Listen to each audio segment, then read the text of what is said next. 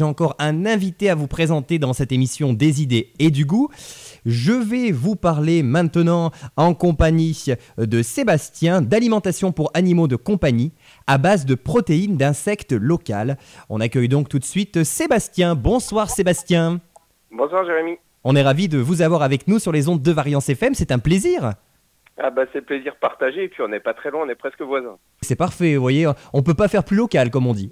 Alors du coup, évidemment, j'ai plein de questions à vous poser sur la société Inverse qui propose donc ces protéines durables. Mais pour commencer, comment vous est venue l'idée de créer Inverse et depuis combien de temps vous intéressez-vous aux vertus nutritives des insectes ? Alors l'idée elle est issue d'une réflexion et surtout d'un article. En fait, je suis rentré en 2016 en Auvergne, j'avais commencé ma carrière en Auvergne dès 2001 et puis je suis parti 10 ans à l'étranger à Bruxelles et en rentrant en 2016, j'avais vraiment l'envie de retravailler dans l'agriculture. Je suis ingénieur agronome de formation. Et de permettre aux agriculteurs de commencer à réfléchir à la transition vers une agriculture plus durable, vers l'agroécologie notamment, c'est-à-dire prendre en compte beaucoup plus l'environnement dans les modes de production. Et en 2016, donc je tombe sur un article sur la surpêche. Alors, on connaît tous cette problématique pour l'alimentation humaine notamment. Ce qu'on sait un petit peu moins, c'est qu'il y a à peu près 40% de la pêche mondiale qui est à destination des poissons d'élevage. Voilà, quand vous allez manger un saumon notamment, je prends l'exemple, c'est les fêtes, son alimentation va être à moitié issue de poissons d'océan. Vous imaginez un peu l'aberration, on se dit tiens, je vais manger un saumon d'élevage, ça sera mieux pour l'environnement. C'est presque le contraire parce qu'on s'attaque en pêchant dans l'océan au début de la chaîne alimentaire.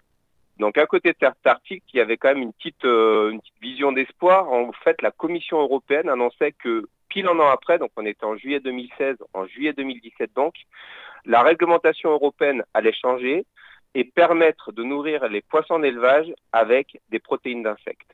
Voilà, donc là, ça a fait tilt. Je me suis dit, ok, très bien, on va amener les agriculteurs dans leur transition, dans une nouvelle transition vers, notamment, pourquoi pas, produire des protéines durables pour d'autres filières d'élevage.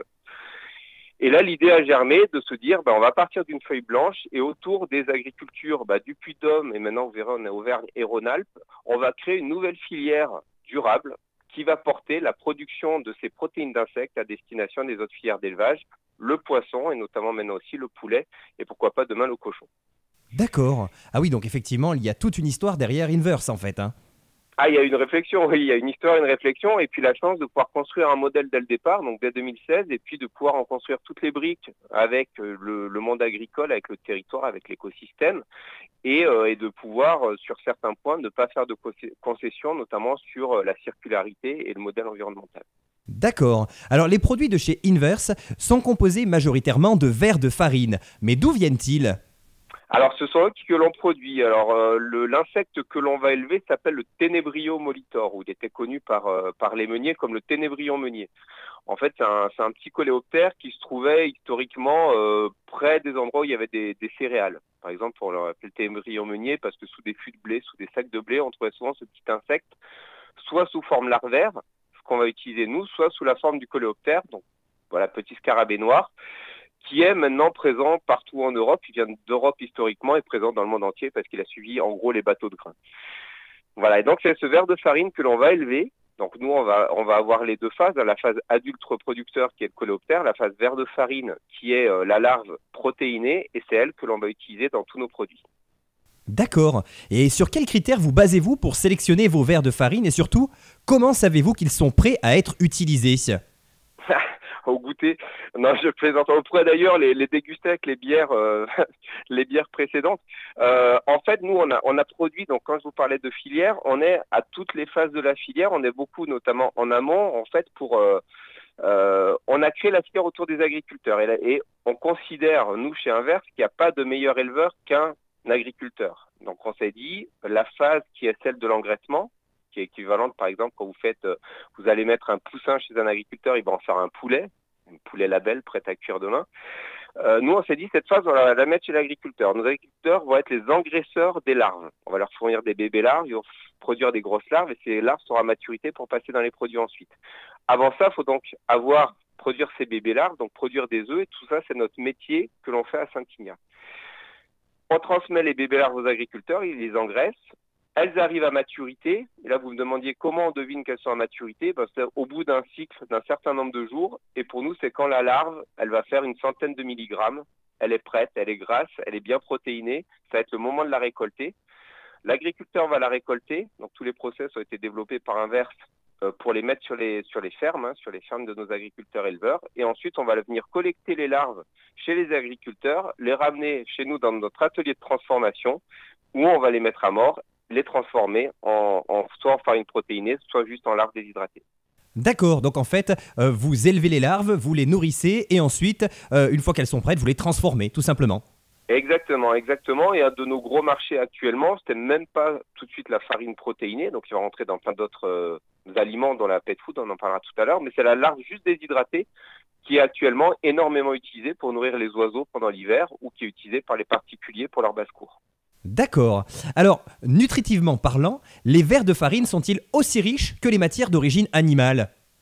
Alors tout à fait, c'est un excellent point. Oui, on est sur une protéine qui est d'origine animale. C'est d'ailleurs l'insecte la base de beaucoup de régimes alimentaires, notamment le poulet dans la nature. Si vous prenez, alors pas le poulet, mais tous ses voisins historiquement proches, sauvages, vont passer à peu près 50% de leur temps à chercher de l'insecte qui va représenter 10 à 20% à peine de sa nutrition, mais parce qu'il comporte, en termes de protéines, des acides aminés essentiels qui sont présents que dans l'animal.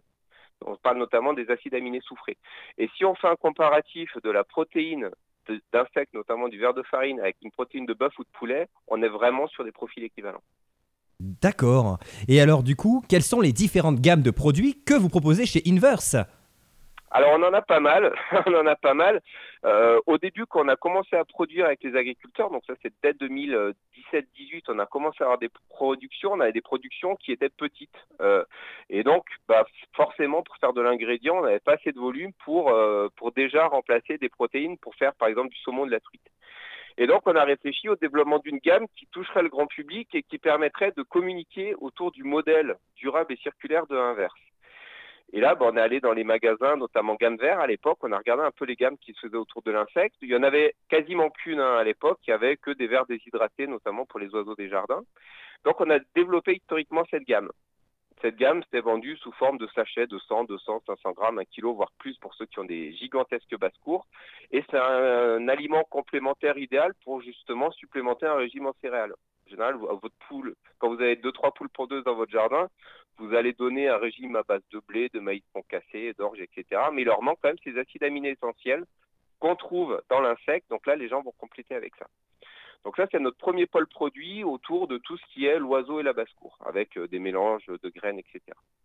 D'accord. Et il me semble que vous avez également donc des produits pour les animaux de compagnie comme les chats et les chiens. Exactement. Et donc, suite à ça, on a commencé à réfléchir, en nos connaissances aussi augmentant sur les profils des insectes et sur leur qualité nutritionnelle. On a commencé à travailler avec un acteur local, là aussi, qui est Saga Nutrition, à Courpierre, pour développer avec eux une croquette avec, pour premier ingrédient, ces protéines d'insectes. Donc, c'est-à-dire remplacer dans la croquette les sous-produits animaux habituels par clairement un produit, donc un produit protéiné d'excellente qualité nutritionnelle qu'est l'insecte. Et donc on a développé dès 2018 une première croquette qui était celle pour les petits chiens.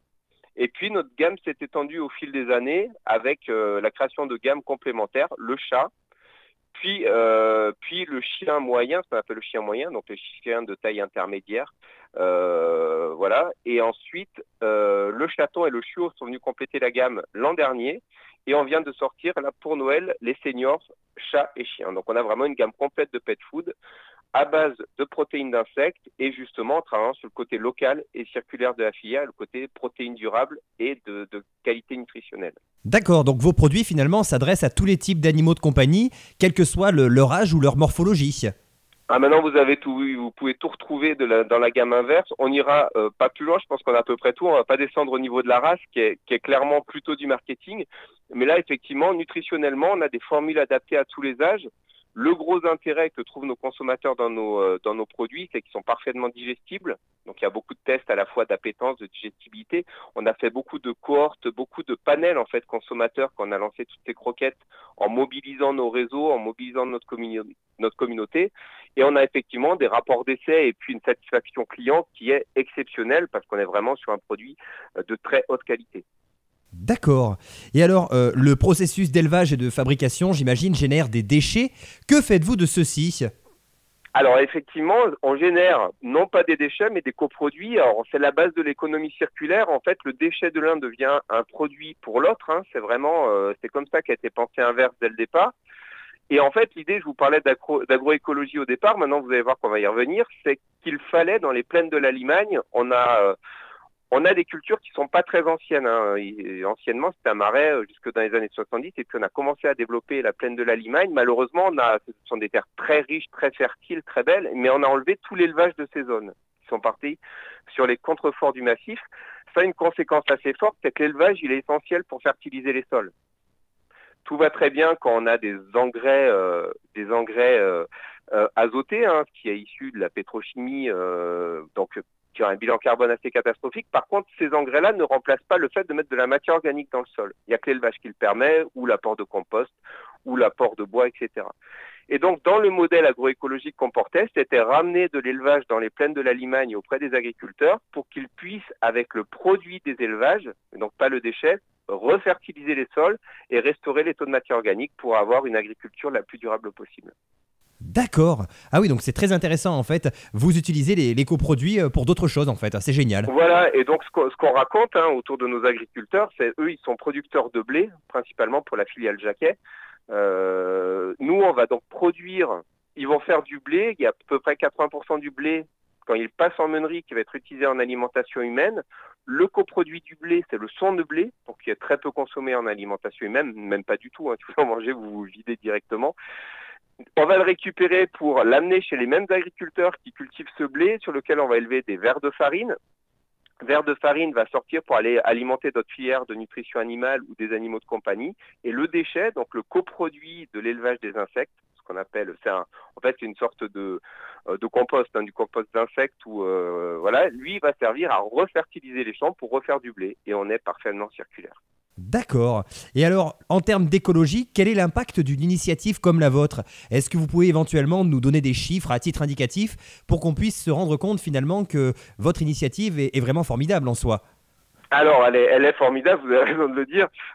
Effectivement, tous les critères environnementaux, bilan carbone, etc., ont été pris en compte dès le début dans la création de ce modèle. On avait cette chance, c'est de partir d'une feuille blanche, et les problématiques environnementales étaient directement, je dirais, le corps principal. Alors, il y avait l'agroécologie et l'environnement, hein. C'était vraiment les deux piliers d'Inverse. Et donc, dès le départ, on a fait en sorte d'utiliser à la fois le moins d'énergie possible, de raisonner au plus près des échanges, donc d'être dans des cercles une circularité assez courte, même sur le choix des agriculteurs. Et puis, de faire attention à tous les pôles de production pour être le moins consommateur possible, notamment, j'en ai parlé, de l'énergie. Concernant les impacts, donc nous, on les évalue. L'impact, par exemple, si vous considérez l'impact de production d'une viande avec, alors ça va pas être le cas de la région, hein, je vais dire un modèle plutôt mondial avec de l'importation de soja qui va se faire d'Amazonie pour nourrir un poulet qui va être produit, j'en sais rien, dans les pays de l'Est, on sera bien plus vertueux, c'est à peu près en termes de bilan carbone 10 fois moindre. Voilà, donc on est sur ces niveaux d'échelle. Ah oui, un facteur 10 quand même. Voilà, sur la biodiversité, là c'est pareil, si on considère demain qu'on va remplacer la surpêche de poissons dans l'océan, on a un impact diversité écosystème qui est très fort. C'est-à-dire qu'on va empêcher tout ça en proposant des protéines qui vont se substituer en étant élevées de façon durable par des agriculteurs sur un territoire à partir de coproduits. D'accord. Et alors, est-ce que vous avez déjà pensé à utiliser d'autres insectes que le ver de farine dans vos produits? Parce que j'imagine que c'est peut-être possible. Alors oui, tout à fait, vous avez raison. Alors, d'un point de vue réglementaire, donc en Europe, quand en 2017, il a été annoncé qu'on pourrait utiliser des insectes pour la nutrition, la Commission européenne a défini 7 espèces, uniquement des espèces sur lesquelles on avait un petit peu de recul, et puis surtout, il ne fallait pas qu'elles deviennent invasives. Vous imaginez, important, j'en sais rien, un insecte complètement, je ne sais pas, d'Amazonie qui croît très vite, mais qui s'en vient à se répandre dans l'écosystème et qui tue à peu près toute vie de l'écosystème, ça serait une catastrophe. Donc il y a 7 espèces qui ont été autorisées, parmi elles des mouches, donc en gros 2 types de mouches, dont la mouche domestique et la mouche soldat noir, que l'on appelle, hein, qui est une grande mouche, différentes espèces de criquets grillons et 2 types de scarabées. Voilà, donc au début, on a testé un certain nombre de ces espèces, dont la grande mouche et le ténébrion. On est parti sur le ténébrion parce qu'il avait plein d'avantages, notamment de pouvoir être facilement élevés par l'agriculteur avec un cycle qui était assez proche d'autres espèces, notamment celle du poulet, et puis une qualité nutritionnelle exceptionnelle. On a testé également la mouche, par contre là c'était juste ingérable, et puis c'est quelque chose qui est nutritionnellement beaucoup moins intéressant, et puis surtout en termes d'élevage qui dégage énormément d'ammoniac, donc que l'on ne pouvait pas mettre chez un agriculteur. Oui, ça n'a pas fait mouche, c'est le cas de le dire. Ça n'a pas fait mouche du tout, et je peux vous dire, j'ai fait les essais avec un ami entomologiste au début, notre décision a été prise en 2 semaines. On ne fait pas la mouche soldat noir. D'accord, ah bah oui, je comprends. Ça ne peut pas marcher à tous les coups de toute façon, il faut faire des tests, quoi qu'il arrive. Voilà, tout à fait, donc on a décidé, on est maintenant un des plus grands spécialistes de cet insecte-là, du Ténébrion molitor. D'accord. Alors aujourd'hui, les insectes ont du mal à convaincre le grand public. Pourtant, finalement, ils sont la clé de notre alimentation future, car nous aussi, finalement, on risque de se mettre aux insectes d'ici quelques années. Est-ce que vous pouvez éventuellement nous dire quelque chose à ce sujet pour donner envie aux personnes qui nous écoutent de se lancer déjà pour leurs animaux de compagnie maintenant, et peut-être pour eux-mêmes par la suite ? Alors oui, effectivement, ils ont mauvaise presse auprès du grand public. C'est assez amusant. C'est vrai que l'insecte, c'est un peu un repoussoir. Et c'est très étrange. Quand vous voyez la plupart des gens qui font de l'insecte beau, on a reçu, on reçoit des journalistes, on reçoit beaucoup de monde. Il y a un petit effet repoussoir de l'insecte et je pense que c'est vraiment ancré dans la tête des gens. C'est assez amusant. Alors que pour le coup, l'insecte est vraiment à la base de l'ensemble des chaînes alimentaires. Il y a, et si on parle de l'homme, il y a à peu près 3 milliards d'individus sur la planète qui en mangent quotidiennement. Vous avez toute l'Asie qui en mange quotidiennement. Le verre de farine est énormément élevé là-bas et c'est la friandise où ça peut être l'élément principal du plat, de la nutrition de beaucoup de populations. En Europe, alors là, c'est totalement l'inverse, notamment l'Europe de l'Ouest. On considère que l'insecte ne se mange pas. Et on laisse ça pour les oiseaux, pour les poissons. Par contre, donc je vous ai parlé de la qualité nutritionnelle. Un des moyens de le faire rentrer dans la nutrition, et on va peut-être être dans une nutrition de spécialité, c'est de le considérer en tant qu'apport nutritionnel. Voilà. Imaginons, prenons l'exemple des personnes âgées, on est sur de la dénutrition, on appelle ça la sarcopénie. C'est-à-dire quand les personnes vont fondre musculairement et perdre tous leurs muscles parce que à la fois leur régime n'est plus protéiné et puis elles arrêtent de faire du sport. Là, on donne des compléments alimentaires qui actuellement sont à base de protéines de lait ou de protéines d'œufs. Il a été montré dans des publications récentes, donc scientifiques, que l'insecte était nutritionnellement beaucoup plus intéressant, beaucoup plus assimilable, beaucoup plus digestible pour les personnes âgées que les autres protéines utilisées actuellement. Et ça pourrait être un premier pas pour le rentrer dans la nutrition et que ça commence à être réfléchi pour que demain peut-être vous en trouviez dans votre plat. D'accord, écoutez, vous avez donné de très très bons arguments. Écoutez Sébastien, malheureusement je ne vais pas pouvoir vous garder plus longtemps car l'émission va s'achever. Mais avant de vous laisser, j'ai envie de vous poser une question très importante. Où peut-on vous retrouver ? Est-ce que vous avez éventuellement donc une page Facebook, un site internet, peut-être même des lieux dans lesquels on peut retrouver directement vos produits ? Alors effectivement, nous sommes très présents local. C'est le projet aussi qui s'est développé comme ça. Au début, on a commencé à commercialiser sur le réseau des Gammes Verts dans le Puy-de-Dôme, qui a été notre premier partenaire. Donc il y en a 5 qui sont présents sur le territoire du Puy-de-Dôme. On est présent aussi dans un certain nombre de jardineries indépendantes ou de jardineries type botanique, par exemple, sur le Puy-de-Dôme. On a un site internet, inverse.fr, on livre dans toute la France, mais également dans le Puy-de-Dôme. Une page Facebook, une page Instagram, tout ça est parfaitement géré par mes collègues chez Inverse. Voilà, donc en tout cas très très présent. Normalement, tapez juste inverse.fr et puis si vous voulez des questions où nous trouver sur des points de vente particuliers ou autour de villages, n'hésitez pas à nous envoyer un mail au contact. Nous répondrons avec plaisir. D'accord, écoutez Sébastien, merci infiniment d'avoir été avec nous, c'était un plaisir de vous recevoir sur l'antenne. Plaisir partagé, merci beaucoup Jérémy. Écoutez, en tout cas, vous revenez quand vous voulez pour parler de vos produits pour alimentation animale, car j'ai envie de dire que ces produits font partie de notre futur et c'est important de les valoriser. Vous avez donc, chers amis auditeurs, peut-être là la possibilité d'offrir un petit cadeau sympa pour vos animaux de compagnie par la même occasion, parce que du coup, c'est les fêtes et on ne pense pas souvent à offrir des choses à nos animaux, alors que là, pour le coup, de bonnes croquettes, ça peut leur faire plaisir pour le coup, ça c'est clair. Tout à fait, un cadeau local, utile et durable. Voilà. Et puis, on a une mauvaise image des insectes, alors que pourtant, pour la nutrition, c'est l'inverse, c'est le cas de le dire, de tout ce qu'on pourrait croire. Exactement. Merci beaucoup Sébastien, et puis on vous dit à très bientôt. Merci, bonne soirée, à bientôt.